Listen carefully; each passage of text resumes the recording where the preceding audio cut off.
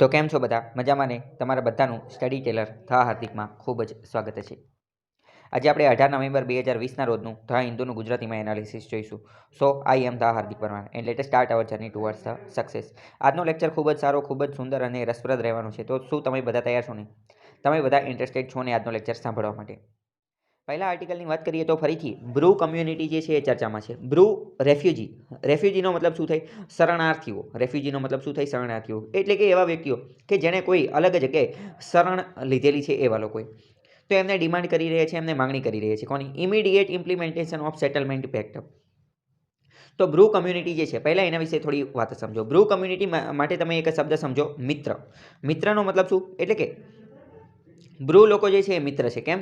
કારણ કે એ મિઝોરમના મૂળ રહેવાસી છે. મિઝોરમના મૂળ રહેવાસી છે. પરંતુ મિઝોરમની અંદર 1997ની આજુબાજુમાં એમનું ઘણું બધું ઉત્પીડન થયેલું હતું, પરસિક્યુશન થયેલું હતું, એમનું ઘણું બધું એક્સપ્લોઇટેશન, શોષણની આવી બધી વસ્તુ થયેલી હતી. એટલે આ મિઝોરમથી આ લોકો જે છે એ માઇગ્રેશન એટલે કે માઇગ્રેશન કરી અને આવી ગયા હતા કઈ જગ્યાએ? ત્રિપુરાની અંદર પહોંચી ગયા હતા. મતલબ કે મિઝોરમથી પહોંચી ગયા ત્રિપુરાની અંદર. તો હવે અત્યારે ત્રિપુરાના લોકો જે છે એ એવી માંગણી કરી રહ્યા છે કે એમને અહીંથી કાઢો. આ બ્રુ લોકો જે છે એમને અહીંયા ત્રિપુરામાંથી પણ કાઢો. એટલે તો એના કારણે ઘણી બધી વાતચીતને એ બધું ચાલતું હોય છે. કેન્દ્ર સરકારને, મણિપુરની સરકારને, ત્રિપુરાની સરકારને, મણિપુરની નહીં, મિઝોરમની સરકારને, આ બધી સરકાર જે છે એ ભેગી થઈ અને આ બ્રુ વિશે કંઈક સમાધાન કરવાની વાત કરતી હોય છે. તો અત્યારે બ્રુ રેફ્યુજી, બ્રુ શરણાર્થીઓ એવી ડિમાન્ડ, એવી માંગણી કરી રહ્યા છે કે આ જે અમલીકરણ કરે, આ જે સેટલમેન્ટ થયેલું છે બધા વચ્ચે, એનું તાત્કાલિક ધોરણે અમલીકરણ કરવામાં આવે. બરાબર. તો હવે બ્રુ વિશે તમને થોડો ઘણો અંદાજ આવેલો હશે કે બ્રુ શું છે. તો એક પ્રકારના કમ્યુનિટી છે, એક પ્રકારની પ્રજાતિ છે કે જે નોર્થ ઇસ્ટમાં જોવા મળે છે અને એમની આવી માંગણી છે.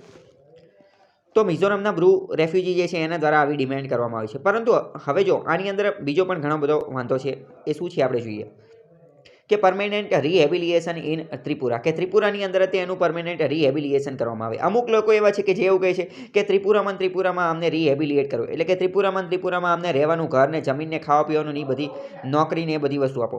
અમુક એમ કહે છે કે ના અમને મિઝોરમમાં પાછા મોકલો. અમુક પાછા એવું કહે છે કે જો અમને તમે મિઝોરમમાં પાછા મોકલશો તો અમારું ફરીથી ઉત્પીડન થશે, ફરીથી શોષણ, એક્સપ્લોઇટેશન ને આ બધું થશે, ફરીથી એ બધી લાશો બિછાઈ દેવામાં આવશે, તો અમારી ઉપર પાછી હિંસા ને એ બધું થશે.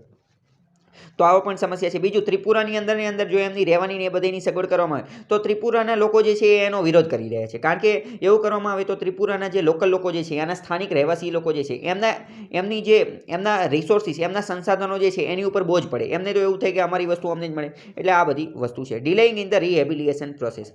આના કારણે એમનું જે રિહેબિલિટેશન, પુનઃ વસન કરવાનું છે, એમાં ઘણી બધી ડિલે, ઘણું બધું મોડું જોવા મળે છે. અહીંયા આપણે મેપમાં જોવાની કોશિશ કરીએ કે આખો મુદ્દો શું છે. મેપમાં જતાં પહેલાં આપણે જોઈએ કે આખા વિશ્વની અંદર અહીંયા આપણે ભારતને જોઈ શકીએ છીએ. ભારતનો મેપ ઝૂમ કરીને જોઈએ તો અહીંયા નોર્થ ઇસ્ટનો મેપ જોઈ શકીએ છીએ. અને નોર્થ ઇસ્ટનો મેપ તમને 7 સિસ્ટર, 7 બહેનોના રાજ્યો, એ તમને મોઢે યાદ હોવા જોઈએ. એ બધા અહીંયા આપણે કંઈક આપેલા છે.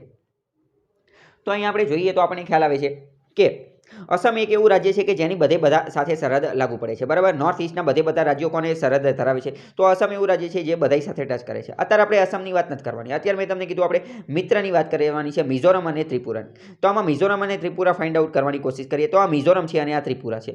મતલબ કે શું હતું કે બ્રુ કમ્યુનિટીના લોકો પહેલાં મિઝોરમમાં રહેતા હતા, મિઝોરમની અંદર પહેલાં રહેતા હતા. પરંતુ 1997 પછી શું થયું કે એમની ઉપર અત્યાચાર ને એ બધું થઈ ગયેલું. એટલે મિઝોરમથી પહોંચી ગયા ક્યાં? ત્રિપુરામાં પહોંચી ગયા. બરાબર. આવો આખો કંઈક મુદ્દો છે.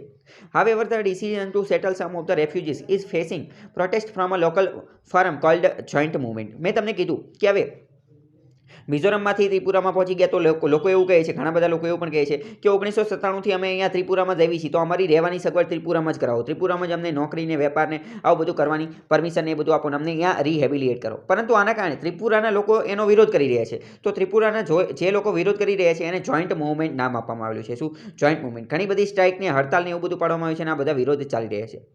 તો બ્રુ સેટલમેન્ટના ઇસ્યુ વિશે થોડી વાત કરીએ તો 3 ઓર્ગેનાઇઝેશન જે છે, 3 અલગ ઓર્ગેનાઇઝેશન છે કે જે બ્રુ કમ્યુનિટીને રિપ્રેઝેન્ટ, એનું પ્રતિનિધિત્વ કરવાનું કાર્ય કરે છે. એને રિજેક્ટ કરી રાખી છે, એટલે કે રદ કરી નાખી છે. શું રદ કરી નાખ્યું છે? અત્યારે એવું કહેવામાં આવ્યું કે બ્રુ લોકો જે છે એને એવું કીધેલું કે આ મિઝોરમની અંદર અલગ અલગ જગ્યા અલગ અલગ સાઇટ પ્રપોઝ કરવામાં આવી, અલગ અલગ સાઇટની ભલામણ કરવામાં આવી કે આ જગ્યાએ બ્રુ લોકોને રીસેટલમેન્ટ કરવામાં આવે, આ જગ્યાએ એમને રાખવામાં આવે. પરંતુ આ જોઈન્ટ મુવમેન્ટને અલગ અલગ 3 બીજી ઓર્ગેનાઇઝેશન છે એના દ્વારા એને રદ કરી નાખવાનું કે ના અમારે અહીંયા રહેવું નથી, અથવા જોઈન્ટ મુવમેન્ટ કમિટીએ કીધું કે ના એમને અહીંયા રાખવા નથી. જોઈન્ટ મુવમેન્ટ કમિટી શું છે? તો એ અમ્બ્રેલા એટલે એક પ્રકારનું મુખ્ય ગ્રુપ છે. એ નોન બ્રુ કમ્યુનિટીને રિપ્રેઝેન્ટ કરે છે ત્રિપુરાની અંદર. જો અહીંયા તમે આ પણ વસ્તુ સમજજો, બરાબર, કે બ્રુ કમ્યુનિટીને રિપ્રેઝેન્ટ કરવાવાળું અલગ અલગ ગ્રુપ છે જેને આપણે બ્રુ તરીકે ઓળખીએ છીએ. પરંતુ મેં તમને કીધું કે આ લોકો હવે ક્યાં મિઝોરમમાંથી ત્રિપુરામાં આવી ગયા છે. તો ત્રિપુરામાં ઓલરેડી નોન બ્રુ લોકો એટલે કે બ્રુ સિવાયના અન્ય લોકો તો રહેતા જ હતા. તો નોન બ્રુ લોકો કે જે બ્રુનો વિરોધ કરે છે એ કઈ છે? એનું નામ છે joint movement committee. Joint movement committee એ કઈ જગ્યાએ છે? એ ત્રિપુરાની અંદર છે. બરાબર, અહીંયા બ્રુ કોફીની વાત થતી નથી, બ્રુ કમ્યુનિટીની વાત થઈ છે. બાકી વાત કરીએ તો જો મેં તમને કીધું કે જોઈન્ટ મુવમેન્ટ કમિટી એ નોન બ્રુ લોકોની બનેલી છે. તો નોન બ્રુની અંદર કોણ કોણ આવે છે? એની અંદર બેંગોલી, મિઝો, બુદ્ધિસ્ટ, બારુઆ અને આની સિવાય પણ અલગ અલગ કમ્યુનિટી આવે છે. અને મેં તમને કીધું કે બીજા 3 અલગ અલગ ઓર્ગેનાઇઝેશન છે એની અંદર કોણ કોણ આવે છે? એની અંદર આવે છે Mizoram Brew ડિસ્પ્લેસ્ડ people's forum, Mizoram Brew ડિસ્પ્લેસ્ડ people's coordination committee અને બ્રુ ડિસ્પ્લેસ્ડ વેલફેર કમિટી. એટલે કે એક રીતે સમજો કે બ્રુ વર્સિસ નોન બ્રુનો આખો મુદ્દો છે. બ્રુની અંદર કોણ છે? બ્રુની અંદર આ 3 ઓર્ગેનાઇઝેશન આવે છે, જ્યારે એની સામે નોન બ્રુમાં કોણ છે? JMC joint movement committee. Joint movement કમિટીમાં કોણ કોણ છે? બેંગોલી, મેઝો, બુદ્ધિસ્ટ, આ અલગ અલગ વસ્તુ છે. બરાબર, તો બધાને હકીકતમાં પોતાના રિસોર્સિસ, પોતાના સંસાધનો ખવાઈ ન જાય, એની ઉપર બોજ ન પડે એવી કોશિશ કરવાની ઈચ્છા છે. બરાબર, અને સરકાર પણ આમાં થોડું ઘણું પોલિટિક્સ ને બધું કરતી હોય છે. આપણે પરીક્ષાના એક્ઝામના પોઈન્ટ ઓફ વ્યૂથી યાદ રાખવાનું છે કે આખો મુદ્દો શું છે. હવે થોડું બેકગ્રાઉન્ડ સમજવાની કોશિશ કરીએ તો બ્રુને રિયાંગ પણ કહેવામાં આવે છે. આ એક કમ્યુનિટી છે ઇન્ડિજિનિયસ એટલે કે સ્વદેશી. કઈ જગ્યાએ જોવા મળે? નોર્થ ઈસ્ટ ઇન્ડિયાની અંદર જોવા મળે, બીજે ક્યાંય જોવા મળતી નથી. ખાસ કરીને ત્રિપુરા, મિઝોરમ અને અસમમાં જોવા મળે. પરીક્ષામાં પ્રશ્ન પૂછાઈ જાય કે બ્રુ ખાલી મિઝોરમ અને ત્રિપુરામાં જોવા મળે છે, વાત થઈ જાય ખોટી. કેમ? કારણ કે અસમમાં પણ જોવા મળે છે. બીજી વાત કરીએ કે ત્રિપુરા જે છે એ ત્રિપુરાની અંદર આ જે બ્રુ કમ્યુનિટી અથવા રિયાંગ કમ્યુનિટી જે છે એ PVTGનો દરજ્જો ધરાવે છે. PVTG એટલે શું? PVTG એટલે કે પર્ટિક્યુલરલી વલ્નરેબલ ટ્રાઇબલ ગ્રુપ્સ. એનો મતલબ શું? એનો મતલબ એમ કે જે ટ્રાઇબલ ગ્રુપ હોય એ જનરલી એવું માનવામાં આવે કે આ ઘણા બધા પછાત હોય, પરંતુ આ ટ્રાઇબલ ગ્રુપની અંદર પછાતની અંદર પણ અતિ પછાત લોકો જે છે એને PVTG કહેવામાં આવે, પર્ટિક્યુલરલી વલ્નરેબલ ટ્રાઇબલ ગ્રુપ્સ. આખા ભારતની અંદર 75 જેટલી PVTG ગોતવામાં આવેલી છે. સૌથી વધુ PVTG જે છે એ ઓડિશાની અંદર છે. ગુજરાતની અંદર પણ થોડીક PVTG છે. બરાબર, એમાંની એક PVTG છે સીધી. બરાબર, સીધી સમાજના લોકો જે છે એ PVTG છે. તમારે કમેન્ટ બોક્સની અંદર લખીને એ કહેવાનું છે કે ગુજરાતમાં કેટલી કમ્યુનિટી PVTGનું ટેગ ધરાવે છે. PVTG મહત્વનો ટોપિક છે. કેમ? કારણ કે પરીક્ષામાં વારંવાર એમાંથી પ્રશ્ન પૂછાતા હોય છે. 2019ની UPSC પ્રિલિમ્સમાં એક પ્રશ્ન પૂછાઈ ગયેલો હતો અને મેઇન્સમાં પણ આના રિલેટેડ પ્રશ્ન પૂછાતા હોય છે. GPSCમાં પણ મેં તમને કીધું કે આ સીધી લોકો જે છે એ PVTGનો દરજ્જો ધરાવે છે, એ રિલેટેડ પ્રશ્ન પૂછાઈ ગયેલો હતો. બરાબર, તો આ તમને ખબર હોવી જોઈએ. ટોટલ 75, સૌથી વધુ ઓડિશાની અંદર. આ મુદ્દા તમને ખબર હોવા જોઈએ. બીજી વાત કરીએ 1997માં એવું તો શું થઈ ગયેલું? તો 1997ની અંદર ઇથેનિક ક્લેસીસ થઈ ગયેલા હતા. કઈ જગ્યાએ? તો કે મિઝોરમની અંદર થઈ ગયેલા હતા. ઇથેનિક એટલે કે સાંપ્રદાયની આ બધા અલગ અલગ ઇથેનિક વચ્ચે, સંપ્રદાયો વચ્ચે ઝઘડાને આ બધું થઈ ગયેલું. તો મિઝોરમની અંદર એના કારણે જે બ્રુ લોકો હતા એને જાનના જોખમે જીવ બચાવી અને ભાગી ગયા. જીવ બચાવી અને ભાગીને ક્યાં જતા રહ્યા? મિઝોરમમાંથી જતા રહ્યા ત્રિપુરામાં, અને અત્યારે આ બધી લપ ચાલુ થઈ. બરાબર, તો આ આપેલું છે. પ્રેક્ટિસ માટે મેઇન્સમાં કેવો પ્રશ્ન પૂછાઈ શકે એ તમે જોઈ શકો છો. પ્રેક્ટિસ માટે મેઇન્સમાં એવો કંઈક પ્રશ્ન પૂછાઈ શકે કે જુલાઈ 2000 આ પ્રેક્ટિસ ક્વેશ્ચન છે, આ આપણે MCQ છે. બરાબર, તો MCQ શું આપેલો છે એ જોઈએ. તો જુલાઈ 2018ની અંદર હોમ મિનિસ્ટ્રી ઓફિશિયલ, ગૃહ મંત્રાલયના ઓફિશિયલ ટ્રાઇંગ કોશિશ કરી રહ્યા છે વર્કઆઉટ પીસ, શાંતિ અને રિહેબિલિટેટ કરવાની બ્રુ કમ્યુનિટી. તો બ્રુ કોણ છે એના વિશે 4 ઓપ્શન આપેલા છે. અલગ અલગ 4 ઓપ્શન આપેલા છે. મેં તમને કીધેલું એ રીતે તમે યાદ રાખશો, તમે ડાયરેક્ટ જવાબ સુધી પહોંચી જશો. કે બ્રુ માટે મિત્ર યાદ રાખવાનું છે, એટલે કે મિઝોરમના મૂળ રહેવાસી છે. તો ઓપ્શન સી માં છે, they are originally from Mizoram અને કરન્ટલી રિસાઇડિંગ ઇન ત્રિપુરા, અને અત્યારે ત્રિપુરામાં રહે છે. આન્સર આવશે સી. બરાબર, તો અહીંયા બધું આપેલું છે. અને હવે જો આ બ્રુ કમ્યુનિટી જે છે એ મિઝો ટ્રાઇબથી બિલોંગ કરે છે. કયું? હવે ના એક મિનિટ. આ જે બ્રુ કમ્યુનિટી જે છે એ મિઝો ટ્રાઇબથી બિલોંગ નથી કરતા, પરંતુ મેં તમને કીધું કે 1997ની અંદર એમને લપ થઈ ગયેલી હતી, કોન્ફ્લિક્ટ, વિવાદને આ બધું લપ થઈ ગઈ હતી. એ લપ કોની સાથે થઈ હતી? એ મિઝો ટ્રાઇબ સાથે થઈ હતી. ક્યાં? મિઝોરમની અંદર. મિઝોરમની અંદર 1997ની અંદર લપ થઈ હતી. કોને? બ્રુને. કોની સાથે? મિઝો સાથે. અને એ લપ થઈ ગઈ એના કારણે બ્રુનો જે ઝઘડો જે છે એમનું જીવ બચાવવું જે છે એ મોંઘું પડી ગયું, એટલે અહીંયાથી ભાગી અને જતા રહ્યા. ક્યાં? ત્રિપુરાની અંદર જતા રહ્યા. બીજો મહત્વનો આર્ટિકલ જોઈએ તો lack of consent won't vitiate CBI probe. Supreme કોર્ટે એવું કીધેલું છે, ફરીથી એકવાર સુપ્રીમ કોર્ટે કહી દીધેલું છે કે લેક ઓફ કોન્સેન્ટ, સહમતિની જો ખામી હોય, એ સહમતિ મળેલી નથી, તો એ વિટિએટ CBI પ્રોબ કરી શકાય નહીં. Once a court takes cognizance of a corruption case. એકવાર કોઈ પણ કોર્ટ જે છે એ કરપ્શન ભ્રષ્ટાચારનો કેસ ઇન્વેસ્ટિગેશન સીબીઆઈને ઇન્વેસ્ટિગેશન એની તપાસ કરતી હોય, it can not be set aside. જો એકવાર કોઈ પણ કેસ સીબીઆઈ ભ્રષ્ટાચારનો હોય, કરપ્શનનો હોય અને એનું તપાસ કરવાનું શરૂ કરે તો it can not be aside, એટલે કે એને પછી બાજુમાં મૂકી શકાતો નથી. જો લેક ઓફ સ્ટેટ ગવર્મેન્ટ, જો રાજ્ય સરકારની પૂર્વ મંજૂરી આપેલી હોય, સીબીઆઈને મેં તમને કીધેલું હતું, આપણે ઘણી બધી વાર વાત કરેલી છે કે સીબીઆઈ જે છે એને પ્રાયર કન્સેન્ટ આપવાની હોય, અલગ અલગ રાજ્યમાં જ્યારે તપાસ કરવાની હોય ત્યારે સ્પેશિયલ કન્સેન્ટ, પ્રાયર કન્સેન્ટ ને જનરલ કન્સેન્ટ, ત્યાં બધી આપણે વાત કરેલી છે. તો જો એકવાર આપેલી હોય તો પછી વારંવાર એ લેવાની જરૂર નથી, એવું કંઈક અહીંયા કીધેલું છે. બીજું એટલું બધું મહત્વનું નથી. બીજો મહત્વનો આર્ટિકલ જોઈએ તો હવે જો ડોનાલ્ડ ટ્રમ્પ જે છે એ હવે અત્યારે એક રીતે જોઈએ તો જો બાઇડન જે છે એ નવા પ્રેસિડેન્ટ બની ગયા છે, પરંતુ હજી સુધી જે છે એ હજી એમની શપથવિધિ ઓથ સેરેમની થયેલી નથી. એટલે ટ્રમ્પ જે છે એ જ તે પ્રેસિડેન્ટ રાષ્ટ્રપતિની ખુરશી ઉપર બેઠેલા છે અને હજી થોડાક સમય સુધી બેસશે જ્યાં સુધી ઓલામની શપથવિધિ ન થાય. તો હવે ટ્રમ્પ જે છે એ અત્યારે હવે બદલો લેવાની અથવા કંઈક કાર્ય કરવાની વિચારધારા કરી રહ્યા છે. એવું સમજો કે અત્યારે ટ્રમ્પ જે છે એ કોઈ પણ પ્રકારની જવાબદારી વગરના પ્રેસિડેન્ટ છે, કારણ કે હવે એમને ખબર તો પડી ગઈ છે કે હવે જવાનું છે તો જાતે કુછ ધમાકા કરકે જાતે હે, એવું કદાચ એમના દિમાગની અંદર વિચાર આવી ગયો છે. તો હવે એમને શું વિચારી રહ્યું છે, એમને ઈરાન ઉપર કંઈક કરવું છે, ઈરાન ઉપર હુમલો કરવો છે, એટેક કરવો છે કે ગમે ઈરાનને ઓકાત બતાવી છે, એવું કંઈક વિચાર કરી રહ્યા છે. તો એના કારણે ટ્રમ્પે શું કર્યું, બધા જે તજજ્ઞ લોકો હતા, સ્પેશિયાલિસ્ટ લોકો હતા, એ બધાને બોલાય, સિનિયર એડવાઇઝર એટલે કે સિનિયર સલાહકારો હતા, એ બધાને બોલાવીને એની યાર મિટિંગ કરીને વાતચીત કરીને અને એ બધાને પૂછ્યું કે ઈરાન ઉપર આપણે શું કરવું જોઈએ, ઈરાન ઉપર એટેક કરવો હોય તો કઈ રીતે કરી શકીએ, એની ન્યુક્લિયર સાઇટ બંધ કરાવવી હોય તો કઈ રીતે કરે, ઈરાન ઉપર આપણે કેવા પગલાં ભરી શકીએ, એની ઉપર ડ્રોનથી હુમલો કરી શકીએ, ન કરી શકીએ, એની ન્યુક્લિયર સાઇટ ઉપર હુમલો કરી શકીએ, કેવો હુમલો કરવાનો, એરફોર્સથી, નેવીથી કઈ રીતે, આ બધી મિટિંગની એવી બધી વાતચીત કરી, બધા ઓપ્શન ઉપર વાતચીત કરી સિનિયર એડવાઇઝર સાથે. ઈરાન ક્યાં છે પહેલાંથી એ આપણને ખબર હોય જોઈએ, અમેરિકા ક્યાં છે એ ખબર હોય જોઈએ, અહીંયા ભારત છે, આ આખું એશિયા છે, બરાબર. હવે ભારતથી આ બાજુ આવીએ તો આ જે છે આ ઈરાન છે, બરાબર. આ શું છે, ઈરાન, અને અહીંયા અમેરિકા છે, તો આ અમેરિકા અહીંયા અહીંયા ઈરાન, બરાબર. અમેરિકા અહીંયા બેઠું છે તો એને અહીંયા વેસ્ટ એશિયાની અંદર પગ પેસારો કરવો છે અને ઈરાનને એ બધાને કંટ્રોલમાં રાખવા છે, બરાબર. હવે ઈરાનને થોડુંક અહીંયા પણ જોઈએ તો અહીંયા આ આખું ઈરાનને ઝૂમ કરીને જોઈએ તો ઈરાન છે, ઈરાનની ઉપર કાસ્પિયન સી છે. એક મિનિટ જો અહીંયા પણ આપણે જોવાની કોશિશ કરીએ, આ ઈરાન છે, આ સી જેવો જે આકાર દેખાય એ કાસ્પિયન સી છે, આ જે છે આ બ્લેક સી છે, આ મેડિટેરિયન સી છે, બરાબર. અને આ આખો ઇન્ડિયન ઓશન છે, બરાબર. અને આ અરેબિયન સી છે અને આ બે ઓફ બેંગાલ છે. આ બધી વસ્તુ તમને ખબર હોવી જોઈએ કે ક્યાં શું આવેલું છે.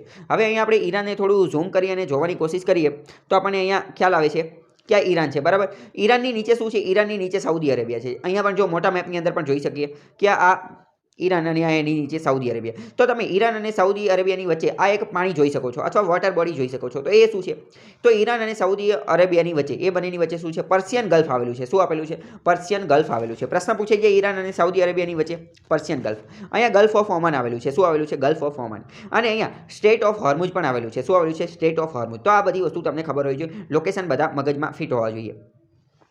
તો મેં તમને કીધું કે ડોનાલ્ડ ટ્રમ્પે સિનિયર એડવાઇઝર સાથે મુલાકાત કરી કે આપણે ક્યાં હુમલો કરવો જોઈએ, આવું બધું. તો બધાએ કંઈક અલગ અલગ વિચાર આપ્યા. તો એમાં અત્યારે એવું કહેવામાં આવેલું કે નતાન્ઝ નામની એક જગ્યા છે, નતાન્ઝ નામની એક પ્લેસ, એક જગ્યા છે, ક્યાં આવેલી છે, ઈરાનમાં આવેલી છે, બરાબર. ઈરાનની અંદર આ નતાન્ઝ નામની જગ્યા આવેલી છે. અને IAEA international atomic energy agency, એના રિપોર્ટરની અંદર એણે એકવાર એવું જણાવેલું હતું કે ઈરાનની અંદર નતાન્ઝ નામની જગ્યા આવેલી, ત્યાં ઈરાનનો સૌથી મોટો ન્યુક્લિયર સ્ટોક આવેલો છે, એટલે કે અહીંયા એનું ગોડાઉન આવેલું છે, ઈરાનનું. કોનું ગોડાઉન, ત્યાં એમને ઘણું બધું યુરેનિયમ રાખેલું છે. જેટલું ઈરાનને જેટલું યુરેનિયમ રાખવાની પરમિશન આપેલી છે એની કરતાં 12 ગણું વધારે યુરેનિયમ એમને અહીંયા રાખેલું છે. એટલે જો તમે અહીંયા અત્યારે હુમલો કરશો ને નતાન્ઝ નામની જગ્યાએ તો આખું યુરેનિયમને એ બધું બ્લાસ્ટ થશે ને ભડકો થશે ને એવું બધું કીધેલું છે. તો ડોનાલ્ડ ટ્રમ્પને આવી બધી સલાહ આપવાવાળા લોકો પણ મળી રહ્યા છે. તો નતાન્ઝ જે છે એની ઉપર હુમલો કરવાની, એટેક કરવાની એવું બધું વિચારે છે. તો આ તમને ખબર હોય છે. પ્રશ્ન ડાયરેક્ટ પૂછાઈ જાય કે નતાન્ઝ તાજેતરમાં ચર્ચામાં છે, ક્યાં આવેલું છે, ઈરાનની અંદર આવેલું છે. શા માટે ચર્ચામાં છે, તો કે અહીંયા યુરેનિયમનો સ્ટોક હોય એવું માનવામાં આવે છે. એવું કોણે કીધું, પોતાના રિપોર્ટમાં કીધું. કોણે, ઇન્ટરનેશનલ એટોમિક એનર્જી એજન્સીએ. આનું હેડક્વાર્ટર વિયેનામાં છે. એણે એવું કીધેલું કે 12 ગણી વધારે યુરેનિયમ ત્યાં રાખેલું છે.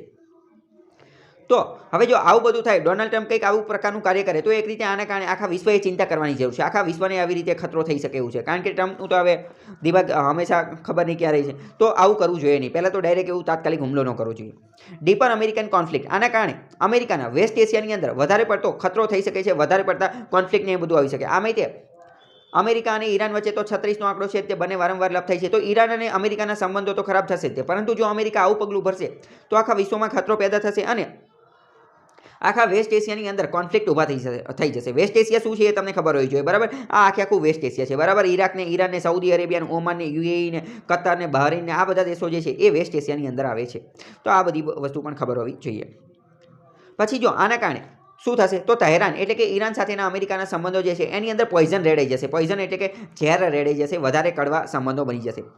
IAEA દ્વારા કન્ક્લુડેડ રિપોર્ટ આપવામાં આવેલો હતો કે ઈરાન નાવ હેડ સ્ટોક પાઇલ એટલે કે ઈરાન પાસે સ્ટોક છે 2442 કિલોગ્રામનો યુરેનિયમનો સ્ટોક છે. તો એ બધો એને નાશ કરવો જોઈએ. એને આની પહેલાં પણ આપણે વાત કરેલી છે કે અમેરિકા જે છે એ ઈરાન સાથેની જે ન્યુક્લિયર ડીલ હતી એમાંથી બહાર નીકળી ગયું છે. ડોનાલ્ડ ટ્રમ્પની એક જ પોલિસી છે. કઈ પોલિસી? તો કે સૌથી વધુ મેક્સિમમ પ્રેશર ઈરાન ઉપર વધુને વધુ પ્રેશર બનાવો, એની ઉપર વધુને વધુ ઇકોનોમિક સેન્ક્શન, આર્થિક પ્રતિબંધો મૂકો, એની ઇકોનોમીને ક્રમ્બલ કરી નાખો, એને એકલું પાડી દો. આ એની મેક્સિમમ પ્રેશરની ટેક્ટિક છે. જ્યારે એની પહેલાંની વાત કરીએ, એની પહેલાં કોણ હતું? એની પહેલાં હતા ડેમોક્રેટિકના ઓબામાની શું સ્ટ્રેટેજી હતી કે એની સાથે થોડીક વાતચીતથી અને થોડી ઘણી સુખ સુવિધા અને એવું બધું આપી અને એની સાથે વાતચીત કરવાની, બરાબર. થોડોક એમનો પણ લાભ કરવાનો, ઇકોનોમિક સેન્ક્શનને એ બધું દૂર કરવાનું, એમની ઇકોનોમીને એને ગ્રો કરવાની, એવી બધી વાત હતી, બરાબર. બંનેના વિચારો જે છે એ અલગ અલગ હોય છે. ડોનાલ્ડ ટ્રમ્પ એબેન્ડનનો મતલબ શું થાય? એબેન્ડનનો મતલબ થાય ત્યાગ કરવો, ત્યજી દેવું, ત્યાગ કરી દેવું. તો ડોનાલ્ડ ટ્રમ્પે ત્યાગ કરી દીધો છે, એબેન્ડન કરી દીધું છે, ત્યજી દીધું છે. કોને? ન્યુક્લિયર ડીલને. જે ઈરાન સાથે થયેલી હતી એ ન્યુક્લિયર ડીલનો ત્યાગ કરી દીધો છે.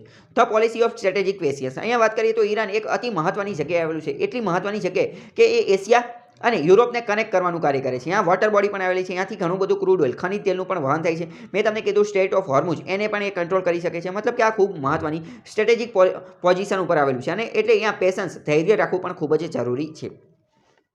હવે આ આખો મુદ્દો જે છે એ ચર્ચામાં શા માટે હોય છે, વારંવાર લપને એ બધું શા માટે ચાલતું હોય છે, એની વાત કરીએ તો જૂન 2019ની અંદર ઈરાનની ફોર્સ હતી, એટલે કે ઈરાનના આર્મીને, ઈરાનની જે ફોર્સ હતી એના દ્વારા સ્ટેટ ઓફ હોર્મુઝની અંદર અમેરિકાનું એક મિલિટરી ડ્રોન હતું, મિલિટરી ડ્રોન એને પાડી ફેંકવામાં આવેલું. એટલે કે એ ડ્રોન હતું એને ઉડાડી દીધું, બરાબર. એની ઉપર હુમલો કર્યો. કોણે? ઈરાનની ફોર્સે.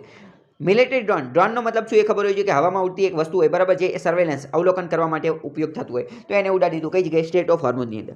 સ્ટેટ ઓફ હોર્મુઝ ક્યાં? આપણે પહેલાં જ જોઈ લીધું, બરાબર. પછી જાન્યુઆરી 2020ની અંદર અમેરિકાને મજા ન હોય, તો અમેરિકાને ન મજા આવી એટલે અમેરિકાએ ઈરાનનો ટોપ જનરલ હતો, મિલિટરી જનરલ હતો, કોણ? કાસિમ સુલેમાની, એની હત્યા કરી નાખી, એને મારી નાખ્યો. કઈ જગ્યાએ? એને માર્યો પાછો ઈરાકની અંદર. એ હતો ઈરાનનો, પરંતુ માર્યો ક્યાં? ઈરાકની અંદર. કોણ? કાસિમ સુલેમાની. આ એક રીતે ટોપ જનરલ હતો. તો પછી આના કારણે પણ ઈરાનને મજા ન હોય અને પછી આ બધી લપને એવું બધું ચાલતું રહેતું હતું. કાસિમ સુલેમાની જે છે એ એક રીતે જોઈએ તો ઈરાનના ઇસ્લામિક રિવોલ્યુશનરી ગાર્ડ જે છે એનો મેઇન વ્યક્તિ હતો, એનો વડો હતો, બરાબર. હવે ઇસ્લામિક રિવોલ્યુશનરી ગાર્ડ જે છે એ ત્યાંની એક સંસ્થા છે, ત્યાંની એક આર્મી છે. તમે સમજો કે ભારતની અંદર કેમ અલગ અલગ આર્મી છે કે BSF, border security force, ITBP, પછી પેરામિલિટરી, આ બધી અલગ અલગ આર્મી છે. તો એવી રીતે ઈરાનની અંદર પણ આવા અલગ અલગ ગ્રુપ હોય. એમાંનું એક ગ્રુપ છે ઇસ્લામિક રિવોલ્યુશનરી ગાર્ડ. એનો જે મેઇન વ્યક્તિ હતો એને હત્યા કરી નાખી. કોણે? અમેરિકાએ. તો પછી એના કારણે ઈરાનના લોકો જે છે એને ગુસ્સો આવવાનો છે, ઈરાનની સરકારને પણ ગુસ્સો આવવાનો છે. પરંતુ અહીંયા એક વાત એ પણ તમારે સમજવાની છે કે અમેરિકાએ ઈરાનનું જે આ ગ્રુપ હતું ઇસ્લામિક રિવોલ્યુશનરી ગાર્ડ, એના જે મેઇન વ્યક્તિને મારવાની કોશિશ કરેલી. અમેરિકાએ ઓલરેડી આ ઇસ્લામિક રિવોલ્યુશનરી ગાર્ડ એને આતંકવાદી, ટેરરિસ્ટનો ટેગ આપેલો છે. એ પણ તમને ખબર હોવી જોઈએ. તો હવે જો આવું બધું અમેરિકા અને ઈરાન વચ્ચે આ કોન્ફ્લિક્ટ ને વિવાદને આવું બધું શરૂ રહેશે તો આના કારણે શું થઈ જાય? વેસ્ટ એશિયાની અંદર ડિસ્ટેબિલાઇઝેશન થઈ શકે, એ સ્ટેબલ રહી શકશે નહીં. અહીંયા અશાંતિ સર્જાશે અને અહીંયા જેટલી અશાંતિ સર્જે એ ભારત માટે સારું નથી. કારણ કે જો અહીંયા અશાંતિ સર્જે તો ઓઇલ પ્રાઇસ, ક્રૂડ ઓઇલ, તેલના ભાવની અંદર વધારો થાય, બરાબર. ભાવ જે છે એ વધી જાય કારણ કે અહીંયા અનસ્ટેબિલિટી રહે એના માટે. અને તો એના કારણે શોક, ઓઇલ સપ્લાયની અંદર એના કારણે એ બધે સપ્લાયમાં ને એ બધામાં વાંધો પડે. બીજું, જો અહીંયા અશાંતિ થઈ જાય તો અહીંયા સિરિયાની અંદર સિવિલ વોરને એને બધાને વધારે ઉત્તેજન મળે. ISIS જે છે એ વધારે લઈ આલે, તાલિબાનને એ બધાને વધારે મોકળું મેદાન મળી જાય. તો એ બધા કોઈના કંટ્રોલમાં રહે નહીં, બરાબર. બધા પોતપોતાની વખત બતાવવા મળે. પછી અફઘાનિસ્તાનની અંદર જે તાલિબાન સાથેની પીસ, શાંતિ મંત્રણા ચાલે છે એ પણ પછી હેમ્પર થઈ જાય. એ પણ વ્યવસ્થિત કામ કરી શકે નહીં કારણ કે પછી અમેરિકા અહીંયા ઈરાન સાથે લપ કરવામાં એ બધામાં રહી જાય. તો પછી અફઘાનિસ્તાન સાથેની પીસ, તાલિબાનની પીસ ડીલ જે છે એ પણ વ્યવસ્થિત થઈ શકે નહીં. ઇન્ટેન્સિફિકેશન ઓફ રિજિયોનલ રાઇવલ્સ, એટલે કે આના જે સ્થાનિક પ્રદેશો જે છે, નાના નાના જે બીજા છે, સાઉદી અરેબિયા. જો અત્યારે એવું સમજો કે વેસ્ટ એશિયાની અંદર બે મોટી પાવર છે, કઈ સાઉદી અરેબિયા અને ઈરાન, બરાબર. હવે અહીંયા ધર્મનો મુદ્દો પણ જોડાયેલો છે, પરંતુ અહીંયા જોઈએ તો ઈરાન જે છે એની ઉપર અમેરિકાના ને એ બધાને એટલા સેન્કશન છે એટલે ઈરાનનું એટલું બધું ચાલતું નથી. પરંતુ સાઉદી અરેબિયા જે છે એ અમેરિકાનું મિત્ર છે એટલે સાઉદી અરેબિયાનું થોડું વધારે હાલી ગયું છે, બરાબર. તો પછી હવે આવું બધું થાય તો આ બીજા નાના નાના ગ્રુપ જે છે રિજિયોનલ રાઇવલ્સ, બંને વચ્ચે તીવ્ર દુશ્મનાવટ જે છે એ પણ વધતી જાય, બરાબર. તો આ ખબર હોવી જોઈએ. મતલબ કે આવા ઘણા બધા મુદ્દા થઈ શકે છે. આના કારણે ભારત ઉપર શું અસર થાય? ભારત ઉપર શું અસર થાય મેં તમને પહેલાં જ કહી દીધું. જો ઓઇલનો સપ્લાય આખા વિશ્વની અંદર ઘટે, ઓઇલનો સપ્લાય ઘટે તો ઓઇલની કિંમતની અંદર, તેલની કિંમતની અંદર વધારો જોવા મળે અને એ ભારત માટે બિલકુલ ખરાબ છે, બિલકુલ સારું નથી, બરાબર. ભારત 84% જેટલું ઓઇલ જે છે એ ઇમ્પોર્ટ બહારથી મંગાવવાનું કાર્ય કરે છે. The conflict can effect oil supply, તો ભારતની અંદર ઓઇલનો જે ખપત જે છે એની અંદર ને બધામાં લોચા થાય. બીજી વાત કરીએ, ભારતનો foreign exchange reserve are relatively comfortable at over $450 billion આજુબાજુ છે. બીજું, ભારતના ઘણા બધા લોકો જે છે, ભારતનું ડાયસ્પોરા એ પણ ઘણા બધા વેસ્ટ એશિયાની અંદર કામ કરે છે, ઈરાનની ને એ બધાની અંદર, તો એને પણ લોચાને એવું બધું થઈ શકે એવું છે. લાર્જ ઇન્ડિયન ડાયસ્પોરા, વેસ્ટ એશિયાની અંદર ભારતના મેં તમને કીધું ઘણા બધા ડાયસ્પોરા, ઘણા બધા લોકો અહીંયા કામ કરે છે, આ ક્રૂડ ઓઇલની એ બધાની અંદર કામ કરે, તો એ બધાને પણ લાભ થઈ જાય એવું છે. બીજી વાત કરીએ, strategic connectivity interest of India. મેં તમને કીધું કે ઈરાન જે છે અહીંયા આપણે ચા બહાર પોર્ટ પણ બનાવેલું છે, ચા બહાર બંદર પણ બનાવેલું છે. જો ઈરાન સાથે એ બધું વ્યવસ્થિત એ બધું ચાલે, ચા બહાર પોર્ટ ને એ બધું હરખું ચાલુ થઈ જાય, એની રેલવે લાઇન ને એ બધું ચાલુ થઈ જાય, તો આપણે કનેક્ટ થઈ શકીએ છીએ ઈરાનના માધ્યમથી અફઘાનિસ્તાન સાથે. અફઘાનિસ્તાન સાથે કનેક્ટ થઈ જઈએ તો પછી અહીંયાથી આપણે જઈ શકીએ છીએ સેન્ટ્રલ એશિયાની અંદર, મધ્ય એશિયાની અંદર પણ આપણે પહોંચી શકીએ છીએ. મતલબ કે આપણને સ્ટ્રેટેજિક કનેક્ટિવિટી પૂરી પાડવાનું કાર્ય પણ આ કરે છે. અને બીજું હવે તમારે એ પણ સમજવાનું છે કે ઈરાન જે છે અહીંયા શિયા પોપ્યુલેશન વધારે છે. મુસ્લિમની અંદર બે સંપ્રદાય છે, કયા કયા બે? તો કે શિયા અને સુન્ની. તો ઈરાનની અંદર શિયા વધારે છે અને શિયા ઈરાન પછી સૌથી વધુ ક્યાં છે? એ વિશ્વની અંદર શિયા ઈરાન પછી સૌથી વધુ ભારતની અંદર છે. તો ભારતમાં એ એક મુદ્દો પણ જોડાયેલો છે. સાઉદી અરેબિયાની જે મુસ્લિમ લોકો જે છે એ સુન્ની છે, બરાબર. તો આ બધી વસ્તુ પણ તમને ખબર હોવી જોઈએ. હવે જો અહીંયા થોડી એક વાત કરીએ કે strategic connectivity interest of India.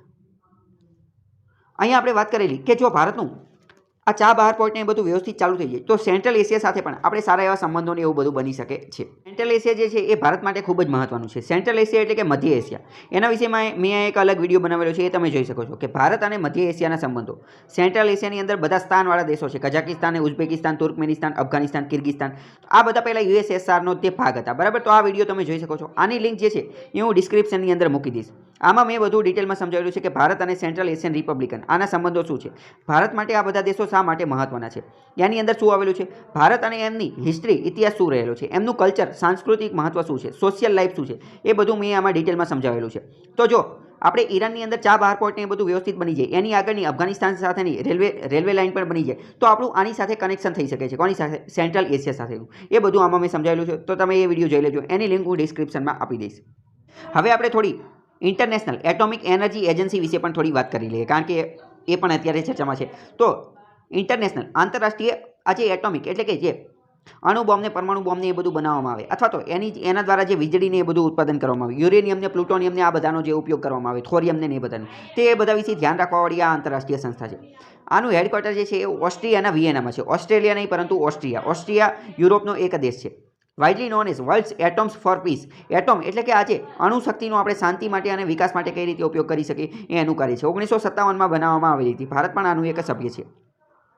Agency works with member states એટલે કે આ સભ્ય દેશો સાથે વર્ક કરે છે, પાર્ટનરશિપને એ બધું કરે છે અને પ્રમોટ કરે છે, પ્રમોશન આપે છે કે આ બધા યુરેનિયમનો ને એ બધાનો સેફ, સુરક્ષિત રીતે, સિક્યોર તરીકે અને પીસફુલ, શાંતિપૂર્ણ રીતે તેનો ઉપયોગ છે. આનો ઉપયોગ, આ ન્યુક્લિયર ટેકનોલોજીનો ઉપયોગ બોમ્બ બનાવવા માટે, યુદ્ધ કરવા માટે, ટેરરિસ્ટ આતંકવાદી પ્રવૃત્તિ કરવા માટે ન થાય એવું કાર્ય કરે છે. આનું હેડક્વાર્ટર વિયેનામાં છે, મેં તમને પહેલાં જ કહી દીધું, બરાબર. પછી વાત કરીએ તો IAEA also reports the UN security council. આજે ઇન્ટરનેશનલ એટોમિક એનર્જી એજન્સી જે છે એ યુનાઇટેડ નેશન્સ, સંયુક્ત રાષ્ટ્રનું સિક્યુરિટી કાઉન્સિલ, સુરક્ષા પરિષદને પણ રિપોર્ટ આપવાનું એ બધાનું કાર્ય કરે છે. તો આ તમને ખબર હોવી જોઈએ. અને જનરલ એસેમ્બલીને પણ પોતાનો રિપોર્ટ આપે છે. ઇટ ઇઝ એન ઇન્ડિપેન્ડન્ટ, આ એક આંતરરાષ્ટ્રીય સંગઠન છે, બરાબર. હવે જો પ્રશ્ન ડાયરેક્ટ એવો પૂછે છે કે IAEA એ યુનાઇટેડ નેશન્સનું એક ભાગ છે, તો વાત થઈ જાય ખોટી, કેમ કે આ એનો કોઈ ભાગ નથી, પરંતુ આ એક સ્વતંત્ર છે, બરાબર. ઇન્ડિપેન્ડન્ટ છે, ઇન્ડિપેન્ડન્ટ આંતરરાષ્ટ્રીય સંગઠન છે. પરંતુ IAEA જે છે એ યુનાઇટેડ નેશન્સનું જે જનરલ એસેમ્બલી જે છે એને પણ રિપોર્ટ કરે છે અને યુનાઇટેડ નેશન્સની સુરક્ષા પરિષદ જે છે એ બંનેને રિપોર્ટ કરે છે. તો જો વિધાનવાળા વાક્યમાં બે વિધાન કહી દે, પહેલું વિધાન એમ કહી દે કે આ યુનાઇટેડ નેશન્સનો એક ભાગ છે અને બીજું વિધાન એમ કહી દે કે IAEA જે છે એ યુનાઇટેડ નેશન્સની જનરલ એસેમ્બલી અને સિક્યુરિટી કાઉન્સિલ બંનેને રિપોર્ટ કરે છે, તો બીજું વિધાન સાચું પડશે, પહેલું ખોટું પડશે, કારણ કે યુનાઇટેડ નેશન્સનો ભાગ નથી. બીજો મહત્વનો આર્ટિકલ જોઈએ તો કોની વાત કરે છે? ઇકોનોમી સાથે સંબંધિત છે કે what mechanism do you have against fake news.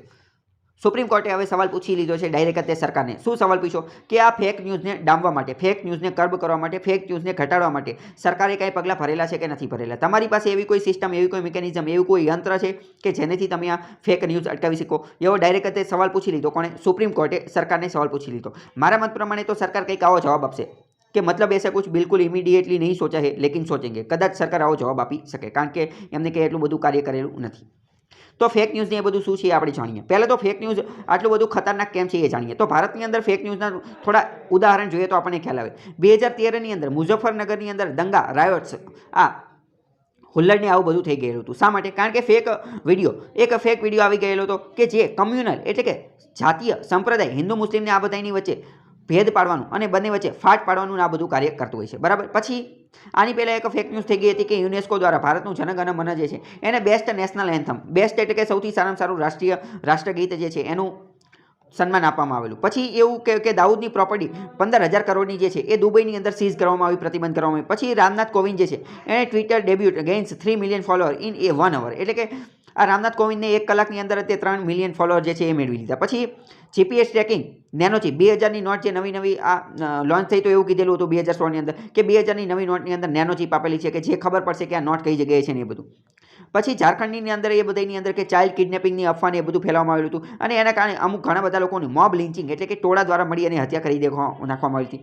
પછી મિનિસ્ટ્રી ઓફ હોમ અફેર્સ ગૃહ મંત્રાલય દ્વારા એન્યુઅલ વાર્ષિક રિપોર્ટ રજૂ કરવામાં આવેલો હતો કે use the picture of Spain Morocco border to show Indian border flood sighting, આ બધી વાત કરવામાં આવી. ગુજરાતની અંદર પણ આવા ઘણા બધા ફેક ન્યૂઝ થતા હતા. તમને ખ્યાલ હતા કે ચોટલી કાપી જતા હતા કે મહિલાઓની ચોટલી કાપી જવાનું ને એવું બધું, મતલબ કે આવા ઘણા બધા ફેક ન્યૂઝ થતા હોય. એટલે આ એક ઓબ્વિયસ ક્વેશ્ચન ઉદ્ભવે છે કે સરકારે કંઈક કરવું જોઈએ. શેની માટે? તો કે આ ફેક ન્યૂઝને ડામવા માટે, કર્બ કરવા માટે એનું કંઈક સમાધાન લાવવું જોઈએ. તો સુપ્રીમ કોર્ટે હવે સવાલ પૂછી લીધો છે.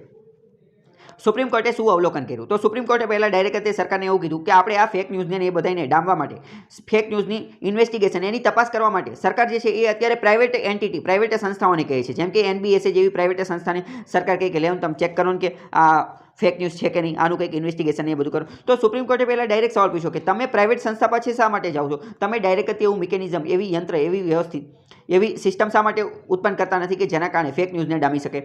કોર્ટ ઘણું નિરાશ થઈ ગયેલું છે સરકારના કાર્યથી. એમને કંઈક સારું કાર્ય કરવાની જરૂર હતી. ઘણી બધી વાર આ ફેક ન્યૂઝના ને એ બધાના કારણે કમ્યુનલ કલર આપવામાં આવે છે. કમ્યુનલ એટલે કે જાતિવાદ, સંપ્રદાયવાદ, જાતિ વચ્ચેના દંગા ફસાદને આવું બધું કરવામાં આવે છે. જેમ કે થોડા સમય પહેલાં કોવિડની મહામારી ચાલી રહી હતી એ સમય દરમિયાન તબલીગી જમાતને આવી રીતે, તબલીગી જમાત હતા જે મુસ્લિમ લોકો હતા એમને કમ્યુનલ રંગે રંગવામાં આવેલા હતા અને હિન્દુ વિરુદ્ધ બહેકાવવામાં આવેલા હતા. હિન્દુ અને મુસ્લિમ આવી રીતે ફાટ પાડવાની, ભાગલા પાડવાની, રાજ કરવાની એ બધાની નીતિ અપનાવવામાં આવી. ઘણી બધી વાર પોલિટિકલ મોટિવથી પણ આવી ફેક ન્યૂઝ ફેલાવવામાં આવતી હોય છે પોતાના પ્રોફિટની એ બધા માટે.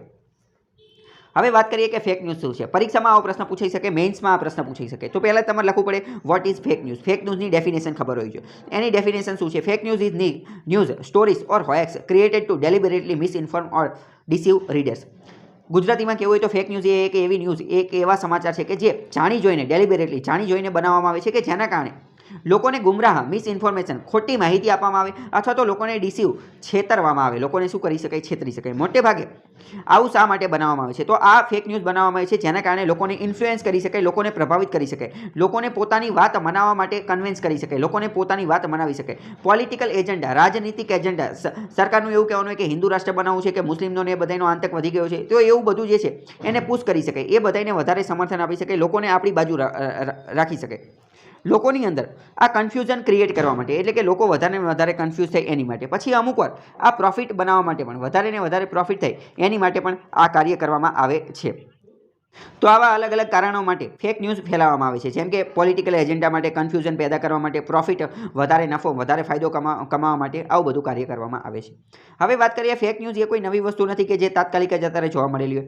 આ ખૂબ જ પ્રાચીન સમયથી જોવા મળેલી છે. જેમ કે વાત કરીએ એન્શિયન્ટ ગ્રીસની અંદર, ગ્રીસ દેશની અંદર એન્શિયન્ટ પ્રાચીન સમયની અંદર જોઈએ તો અહીંયા આવું કરવામાં આવતું હતું. અને અહીંયા ફેક ન્યૂઝ, મિસઇન્ફોર્મેશન, ખોટી માહિતી ફેલાવવા માટે, લોકોને ગુમરાહ કરવા માટે પૈસા આપવામાં આવતા હતા અને ડિસઇન્ફોર્મેશનના કેમ્પેઇન શરૂ કરવામાં આવતા હતા, જેના કારણે લોકોની અંદર પોતાના માટેનું નેરેટિવ ક્રિએટ કરી શકાય, લોકોને પોતાના વિશે માનતા કરી શકાય અને પોતે જે બાબત ઉપર માને છે એ બાબતમાં પોતાનો મત જે છે એ ઊભો કરી શકે. વાત કરીએ cause of spread of fake news. ભારતની અંદર ફેક ન્યૂઝનું પ્રમાણ શું છે? તો પહેલાં તો સોશિયલ મીડિયા જે છે અથવા તો મીડિયા, ન્યૂઝ ચેનલને આ બધા મીડિયા જે છે એ પોતાનું એથિક્સ ભૂલી ગયા છે. What is ethics? એથિક્સ એટલે કે પોતાનું વર્તન, પોતાનું નીતિશાસ્ત્ર, પોતાનું આચાર, કે પોતાને કઈ બાબત સાચી છે, કઈ બાબત ખોટી છે એ જ ભૂલી ગયા છે. કારણ કે આ તો હવે અત્યારે મીડિયાને એ બધું બીકાવ થઈ ગયેલું છે. તમને ખ્યાલ જ હશે કે જે વધારે પૈસા આપે એની ન્યૂઝ છાપી નાખે, પરંતુ એમની પણ કંઈક નીતિ, કંઈક વ્યવસ્થિત પોતાના અંતરાત્માને પૂછી અને જોવું જોઈએ કે આ ન્યૂઝ ખરેખરમાં લોકો માટે સાચી છે કે નહીં. તો એ લોન્ચ કરવું જોઈએ, એ આપવું જોઈએ. બીજી વાત કરીએ, મેં તમને કીધું કે મીડિયા અત્યારે માત્ર પોલિટિકલ ક્લાસીસના નહીં બધાને બની ગયા છે, ઇકો ચેમ્બર બની ગયા છે, echo chamber of political classes. Echo એટલે કે ખાલી પડઘો પાડવાનું કાર્ય કરે છે, ઉપરથી જે ન્યૂઝ આવે એ તે બેઠે બેઠી છાપી દે. બરાબર, સરકાર એમ કહે કે આમ છાપો, એ એમ છાપી દે, સરકાર એમ કે આમ છાપો તો એ છાપી દે. કોઈ પ્રશ્ન કરવાનું કે એવું કોઈ કાર્ય કરતા નથી. એટલે એક રીતે ઇકો ચેમ્બર ને એ બધું બની ગયેલા છે. બીજી વાત કરીએ, સોશિયલ મીડિયા ઉપર પણ કોઈનું નિયંત્રણ નથી. પહેલાં તો સોશિયલ મીડિયા જે છે એની કોઈ એકાઉન્ટેબિલિટી જ નથી, એટલે કે એની કોઈ જવાબદારી જ નથી. કોઈ પણ વ્યક્તિ સોશિયલ મીડિયા ઉપર કંઈ પણ પોસ્ટ કરે તો સોશિયલ મીડિયાને કોઈ સજા કે એવું કંઈ થતું નથી. સોશિયલ મીડિયાની કોઈ એકાઉન્ટેબિલિટી નથી. અને બીજી વાત કરીએ, decentralisation the creation and propagation of. Social મીડિયાના કારણે આ ફેક ન્યૂઝનું પ્રમાણ થોડું ઘણું ખૂબ જ વધારે થઈ ગયું છે. બીજી વાત કરીએ, ફેક ન્યૂઝના આ બધાના કારણે આખી સોસાયટીની અંદર, સમાજની અંદર પોલેરાઇઝેશન થઈ ગયું છે. What is polarisation?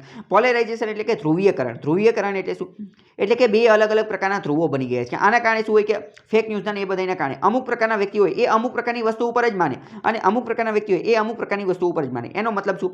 માની લો કે કોઈ એક વસ્તુ સમાજની અંદર સારી થઈ રહેલી છે, બરાબર, એ વસ્તુ જે છે એ ખરેખરમાં ખૂબ સારી છે, પરંતુ તેમ છતાં પણ અમુક પ્રકારના લોકો જે છે એ એનો વિરોધ જ કરશે. એ હંમેશા એ બાબતની અંદર વિરોધ જ કરશે. જેમ કે એવું સમજો કે મોદી છે, બરાબર, નરેન્દ્ર મોદી, તો મોદીના જે ભક્ત લોકો હશે, બરાબર, એ કદાચ મોદી કોઈ ખરાબ કાર્ય કરશે તો પણ એની વાહ એની સારું કાર્ય જ કરશે કે ના મોદીજી ખૂબ મહાન છે, ખૂબ સારું કાર્ય કરે. એની સરખામણીમાં બીજું જોઈએ કે જે એન્ટી મોદીજીનો વિરોધ કરવાવાળા વ્યક્તિ જે છે, બરાબર, તો કદાચ મોદીજી કોઈ સારું કાર્ય કરશે, બરાબર, કોઈ સારી સ્કીમ, સારી યોજના, કોઈ સારું સ્ટેપ કરશે, તેમ છતાં પણ એ તો એની ટીકા કરવાનું કાર્ય જ કરશે. મતલબ કે આવા બે પ્રકારના અલગ અલગ ધ્રુવ બની ગયા છે. આવા ધ્રુવ બનવા જોઈએ નહીં, પરંતુ આપણી પોતાની વિવેક બુદ્ધિનો ઉપયોગ કરી અને આપણે જાતે નિર્ણય લેવો જોઈએ. આપણે કોઈ ફેક ન્યૂઝ બતાવે અને એની ઉપરથી આપણે નિર્ણય ન લેવાનો હોય કે બરાબર હા આવું છે ને આવું નથી.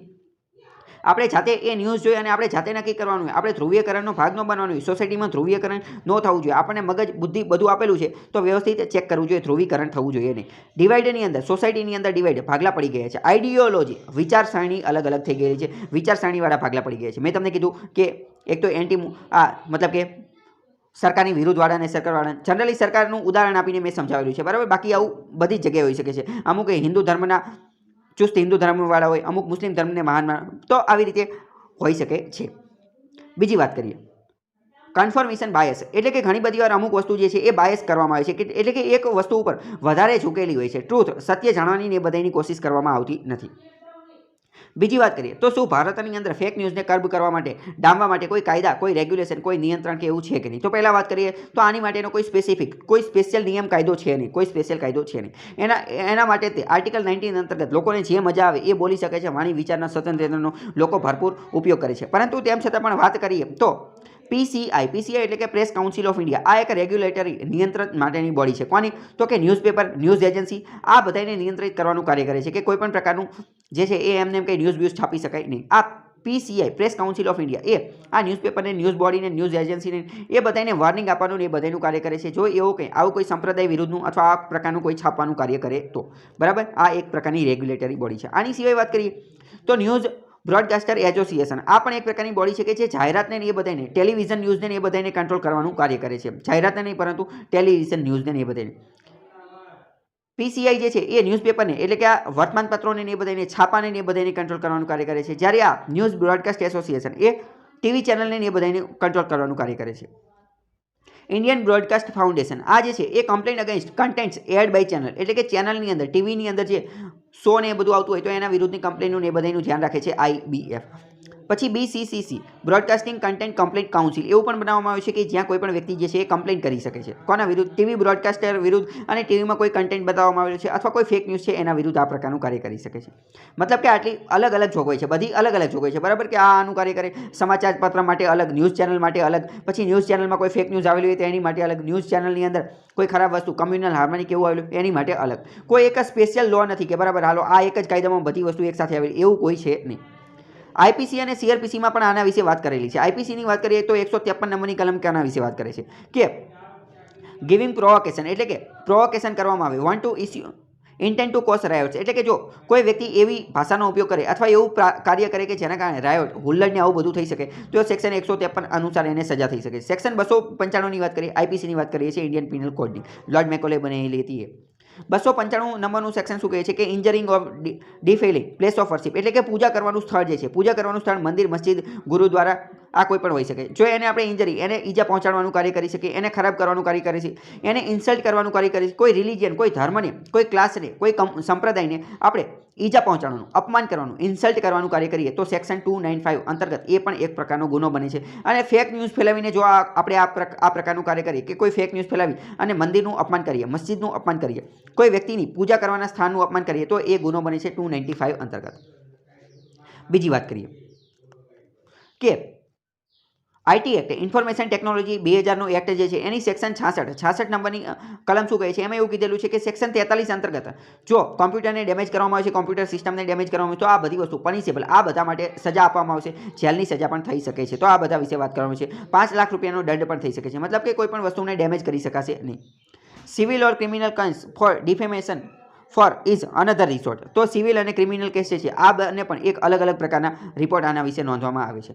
આઈપીસીની સેક્શન 499 વિશે વાત કરીએ તો એ ડિફેમેશન વિશે વાત કરે છે. 500 વિશે વાત કરીએ તો એવું કીધે 500 નંબરનું સેક્શન એવું કહે છે કે જે કોઈ પણ વ્યક્તિ ડિફેમ કરવાની કોશિશ કરશે કોના અંતર્ગત તો કે શેલ બી પનિશ્ડ, એને પણ સજા આપી શકાય છે. સિમ્પલ ઇમ્પ્રિઝનમેન્ટ, એને સાદી સજાની એ બધા આપી શકે છે. 2 વર્ષ માટે પણ સજા મળી શકે છે.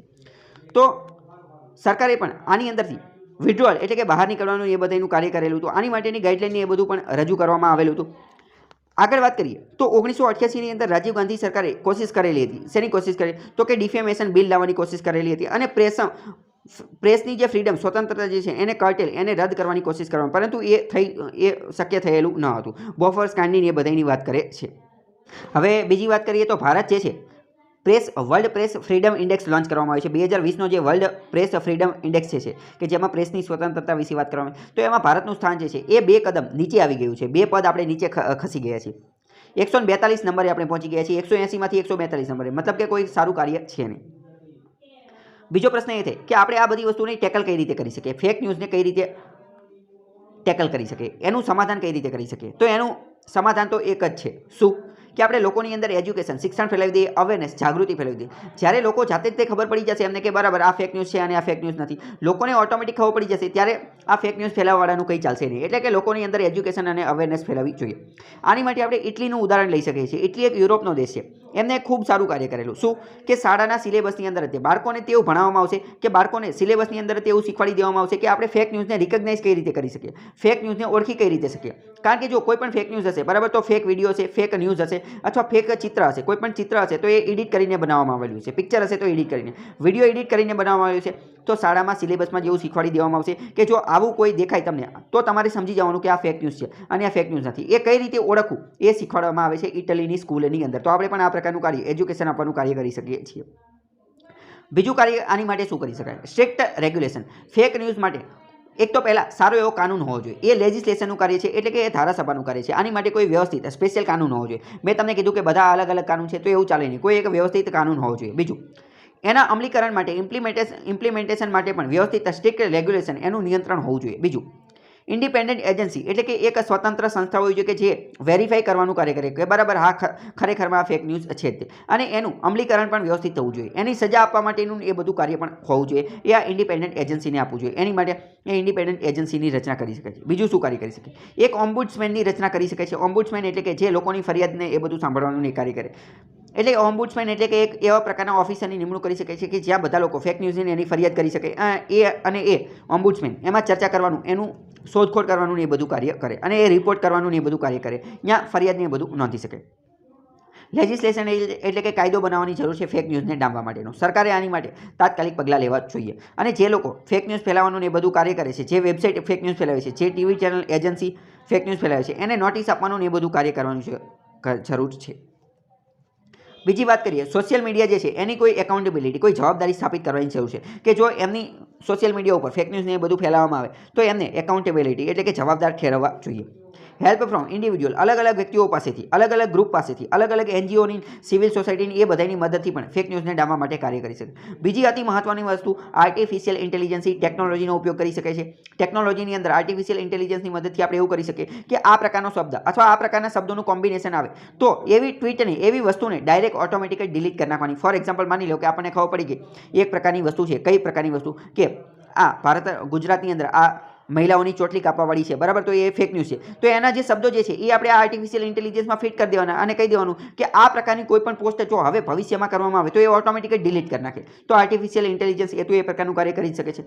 મશીન લર્નિંગનો પણ ઉપયોગ કરી શકીએ છીએ. મશીન લર્નિંગની અંદરથી આપણે એવા સોફ્ટવેરને એવા પ્રકારની વસ્તુ એપ્લિકેશન એ બનાવી શકે છે, સરકાર બનાવી, આપણે તો નહીં, સરકાર બનાવવાનું કાર્ય કરી શકે કે જેના કારણે ઓટોમેટિક જ ફેક ન્યૂઝ જે છે એ રિપોર્ટ થઈ જાય. શું? ઓટોમેટિક રિપોર્ટ થઈ જાય. અથવા 5 થી વધારે લોકો જે છે એ કોઈ ફેક ન્યૂઝને રિપોર્ટ કરે તો એની ઉપર એ કોઈ એજન્સી જે છે એ એની ઉપર એનાલિસિસ, ઇન્વેસ્ટિગેશન, તપાસ કરવાનું ને એ બધું કાર્ય કરે. નેચરલ લેંગ્વેજને પ્રોસેસિંગ. હવે જો આ બધી વસ્તુ આપણે સમજી લીધી, આવું બધું થઈ શકે, પરંતુ આની અંદર સમસ્યા પણ રહેલી છે. કઈ સમસ્યા? એક સમસ્યા હું તમને અત્યારે જ કહી દઉં. આર્ટિફિશિયલ ઇન્ટેલિજન્સ અને મશીન લર્નિંગની આપણે વાત કરી લીધી, બરાબર, પરંતુ આર્ટિફિશિયલ ઇન્ટેલિજન્સને આ બધી વસ્તુ જે છે મશીન લર્નિંગને એ ઇંગ્લિશ ભાષાની અંદર ખૂબ જ સુંદર, ખૂબ સારું એવું ચાલી શકે છે, પરંતુ રિજિયોનલ લેંગ્વેજ ભારતની અંદર અલગ અલગ રાજ્યમાં, અલગ અલગ પ્રદેશની અંદર, અલગ અલગ જગ્યાએ અલગ અલગ પ્રકારની, જેમ કે ગુજરાતમાં ગુજરાતી ભાષામાં કોઈ આપણે આ મશીન લર્નિંગની અંદર આર્ટિફિશિયલ ઇન્ટેલિજન્સને કહી દીધું, બરાબર, કે કમ્યુનલ અથવા તો તબલીગી જમાત અથવા આવો કોઈ શબ્દ નાખી દીધો કે આવો કોઈ શબ્દ આવે તો તરત જ તમે ડિલીટ મારી દો. પરંતુ ગુજરાતીમાં કોઈ વ્યક્તિ એ શબ્દ લખીને મોકલો તો ગુજરાતી અલગ અલગ ભાષા માટે મશીન લર્નિંગ અને અલગ અલગ ભાષા માટે આર્ટિફિશિયલ ઇન્ટેલિજન્સ એની અંદર સુધારો લાવવાની જરૂર છે. તો એ પણ આપણે થોડું અપડેટ કરવું પડશે અલગ અલગ ભાષા માટે. મેન્સ માટેનો એક પ્રશ્ન જોઈએ. મેન્સ માટેનો પ્રશ્ન શું છે? તો કે fake news is travelling much faster than the corona virus in India. એટલે કે ફેક ન્યૂઝ ભારતની અંદર કોરોના વાયરસ કરતાં પણ વધારે ઝડપથી પ્રસરી જાય છે. In the light of the spread of misinformation regarding COVID-19ની વચ્ચે પણ ઘણી બધી મિસઇન્ફોર્મેશન ફેલાવવામાં આવેલી હતી. જેમ કે એવું કીધેલું હતું કે હવે આ ફટાકડા ફોડવાથી COVID-19 જે છે એ જતો રહે છે, કોરોના વાયરસ જતો રહે છે. આવી ઘણી બધી ફેક ન્યૂઝ ફેલાવ. આની પહેલાં પણ જે તહેવાર આવતા જાય એમ કહેતા જતા હતા કે હવે ઉનાળો આવશે કોવિડ જતો રહે છે, ઓલું આવશે, શિયાળો આવશે, જતો રહે છે, બરાબર. તો આવી ફેક ન્યૂઝ, સોશિયલ મીડિયાનું આવું કાર્ય છે, બરાબર. વોટ્સએપ યુનિવર્સિટીમાં આવી બધી ન્યૂઝ ફરતી હોય છે.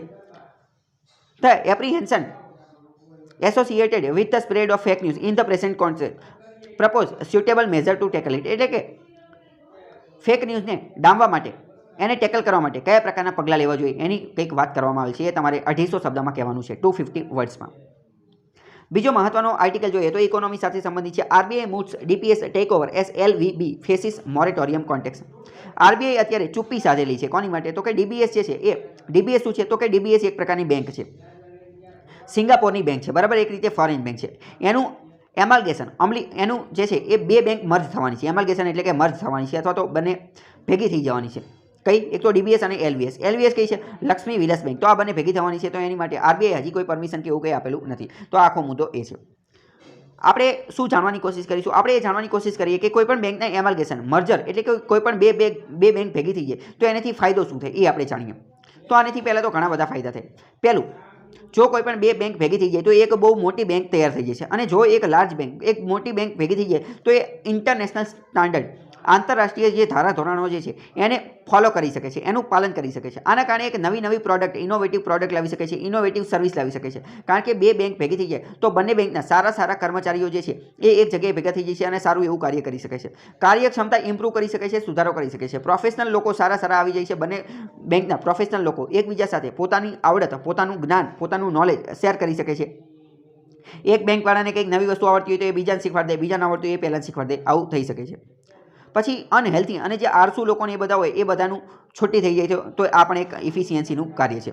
ઇકોનોમી માટે શું ફાયદો છે? તો ઇકોનોમી માટે ફાયદો છે કે પહેલાં બે બેંકને ચલાવવા માટેના પૈસા આપવા પડતા હતા, હવે માત્ર એક જ બેંક માટેના પૈસા આપવા પડે. એટલે કે ઇઝ ઓફ ડુઈંગ બિઝનેસ લાવે છે.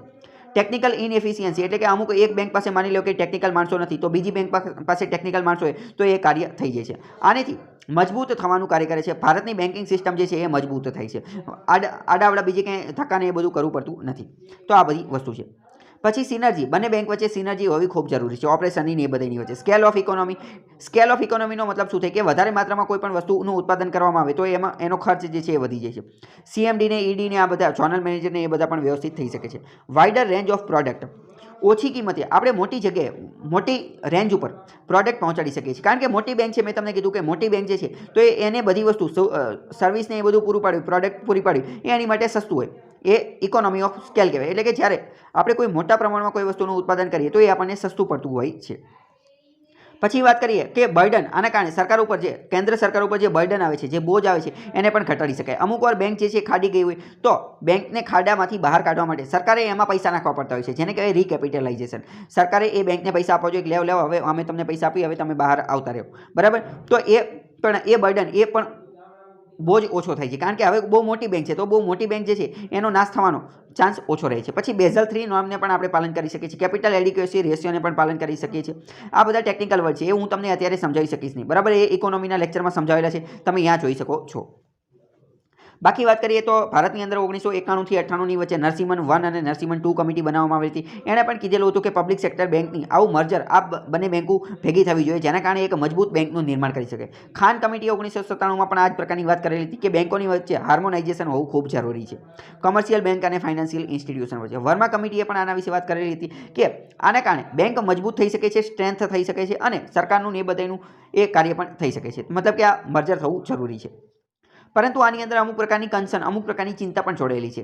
હવે આપણને મજા આવે કે હાલો આ બે બેંકને મર્જ કરી દેવી, તો એવી રીતે કોઈ પણ બેંક બે અચાનક મર્જ થઈ શકતી નથી. કારણ કે બે બેંક જે છે એની ટેકનોલોજી અલગ અલગ હોય. માની લો કે એ બેંક જે છે, બરાબર, સ્ટેટ બેંક છે અને દેના બેંક છે, તો સ્ટેટ બેંક બંને અલગ અલગ પ્રકારની ટેકનોલોજી વાપરતી હોય, તો એ બંનેનું મર્જર કરવું, તો એની માટે બેંકને ટેકનિકલ લેવલની વસ્તુ જે છે એમાં પણ સુધારો લાવવો જરૂરી છે, બરાબર.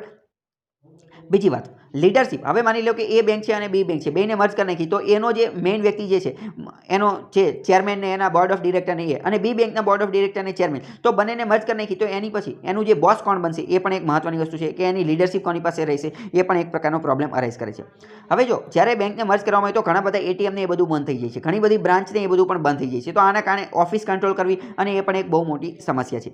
બીજી વાત કરીએ કે જ્યારે બેંકને મર્જ કરવામાં આવે છે તો ઘણી બધી વાર એવું જોવા મળે છે કે ઇમિડિયેટ તાત્કાલિક સ્વરૂપે જોબ લોસ જોવા મળે છે. ઘણા બધા લોકો પોતાની નોકરી ગુમાવી ચૂકે છે, અને અત્યારે આપણે સરકારે VRS વોલેન્ટિયરી રિટાયર સ્કીમ લોન્ચ કરી છે, અને ઓલરેડી આપણા દેશની અંદર બેરોજગારીનું પ્રમાણ વધારે છે, અને એવામાં અધૂરામાં પૂરું કે આ લોકો જોબ ગુમાવવાનું ને એ બધું કાર્ય કરે, નોકરી જતી રહે, તો એ સારી વસ્તુ નથી. એક તો જેને નોકરી મળતી નથી એને પણ આપતા નથી, અને આ જેની પાસે છે એની પાસેથી પણ જતી રહી, તો સારી વસ્તુ નથી.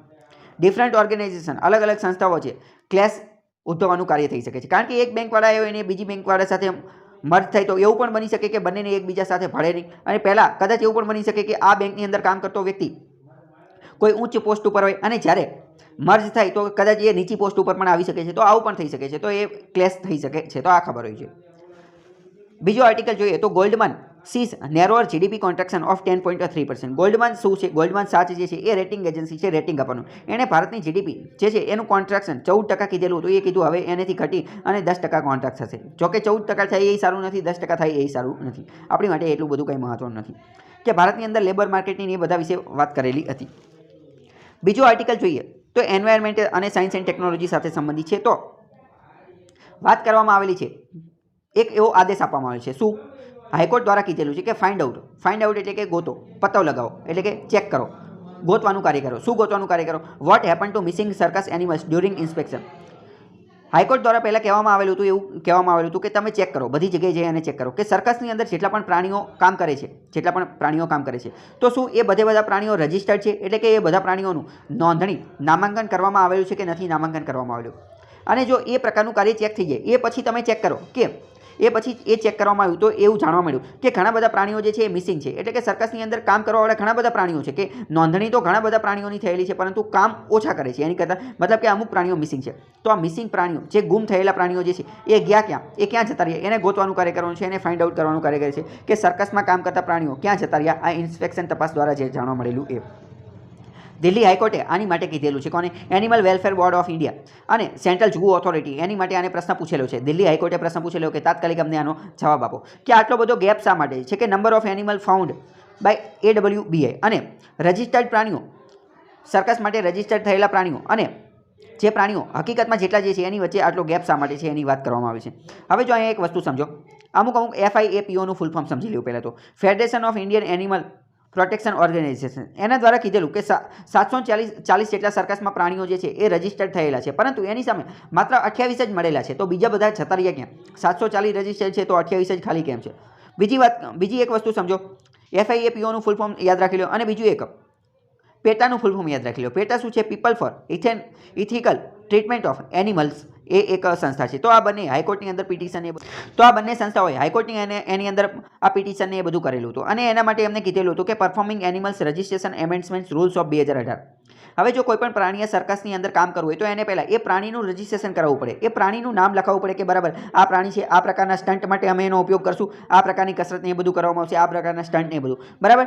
તો એની માટેના પણ અમુક નિયમો એનું રજિસ્ટ્રેશન કરાવવું જરૂરી છે. પરંતુ ઘણા બધા પ્રાણીઓ ઘણા બધા સર્કસની અંદર રજિસ્ટ્રેશન કરાવતા નથી અને એવું પણ બની શકે કે અમુકે રજિસ્ટ્રેશન કરાવેલું હોય પરંતુ એ પ્રાણીને પછી વેચી દીધેલા હોય અને એ પ્રાણી હકીકતમાં મળતા નથી. તો આ બધા વિશે આ FIAPO અને પેટા દ્વારા પિટિશન કરવામાં આવી છે, અરજી કરવામાં આવેલી છે કે આ બધા નિયમોનું એનું પાલન કરો.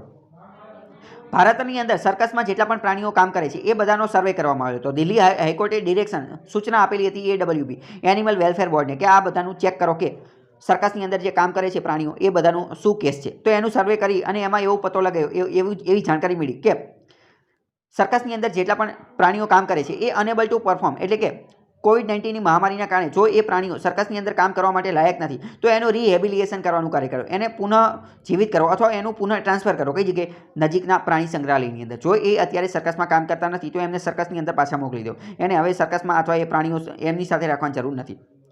FIAPO એના વિશે વાત કરેલી અને 100 જેટલા FIAPO શું છે તો એ 100 જેટલા અલગ અલગ ઓર્ગેનાઇઝેશન જે છે એ બધાનો એક સમૂહ છે બરાબર FIAPO. તો ઘણી બધી ચેલેન્જની એ બધી રહેલી છે તો એમને એનિમલ રેસ્ક્યુની એ બધાની વાત કરવામાં આવે છે. ભારતની અંદર એનિમલ વેલફેર બોર્ડ વિશેની વાત કરીએ તો એનિમલ વેલફેર બોર્ડ જે છે એ 1962માં એની સ્થાપના થયેલી હતી. સેક્શન 4 અંતર્ગત prevention of cruelty to animal board act 1960નો આ એક એક્ટ હતો એના પ્રમાણે આની સ્થાપના થયેલી. મતલબ કે આ સ્ટેચ્યુટરી સંસ્થા છે એટલે કે વૈધાનિક સંસ્થા છે, સંસદમાં કાયદો પસાર થઈ એની સ્થાપના બનેલી છે. આ એડવાઇઝરી બોડી છે એટલે કે માત્ર સલાહ આપવાનું કાર્ય કરે છે, કોઈ પણ આદેશ આપી શકતી નથી. આ બનાવવા પાછળ કોનો હાથ રહેલો છે તો સ્ટાર્ટેડ લીડરશિપ દ્વારા કોની લેટ શ્રીમતી રૂકમણી દેવી અરુંદલે વેલ નોન હ્યુમેનિટેરિયન, એક હ્યુમેનિટેરિયન એટલે કે માનવ સમાજ માટે કાર્ય કરતા હતા રૂકમણી દેવી, એના પ્રયાસોથી આ બોડીની સ્થાપના થયેલી હતી. સ્ટેચ્યુટરી બોડી છે તો આ તમને ખબર હોવી જોઈએ. આજ માટે આટલું રાખીએ. બાકી આ બધી જગ્યાએ તમે જોડાઈ શકો છો, ઇન્સ્ટાગ્રામને, ટેલિગ્રામને, એ બધામાં સ્ટડી ટેલરને ફોલો કરી નાખજો અને ચેનલ જોઈન કરી નાખજો તો તમને ઘણી બધી નવી વસ્તુ જાણવા મળશે. ફોટાને એવું બધું મળશે, પ્રિલિમ્સ મેન્સના MCQ ને એ બધું પણ મળશે તો સારું એવું માહિતી મળશે. આજ માટે આટલું રાખીએ. પરંતુ આ પ્રશ્નના જવાબ આપવાના છે. પહેલો પ્રશ્ન શું કે બેંકના મર્જર માટે કઈ કઈ કમિટીએ હા પડેલી હતી, એ 2-3 કમિટીના નામ તમને યાદ હોય તો લખી નાખજો. Animal welfare board of India, એના વિશે તમે જે જાણતા હોય એ થોડું કહી દેજો કે એની સ્થાપના ક્યારે થઈ હતી અને એ બંધારણીય સંસ્થા છે કે કેવી સંસ્થા છે એ કહી દેજો. બીજી વાત કરીએ કે ઈરાન અને સાઉદી અરેબિયા વચ્ચે એક વોટર બોડી એટલે કે પાણીનો જથ્થો આવેલો છે, એને શું કહેવામાં આવે છે, એનું નામ તમારે કહેવાનું છે. તો આ 3 પ્રશ્નના જવાબ તમે કમેન્ટ બોક્સની અંદર લખી નાખજો. તો આજ માટે આટલું રાખીએ. બાકી કાલે મુલાકાત થશે. ત્યાં સુધી જોડાયેલા રહો સ્ટડી ટેલર ધ હાર્દિક સાથે.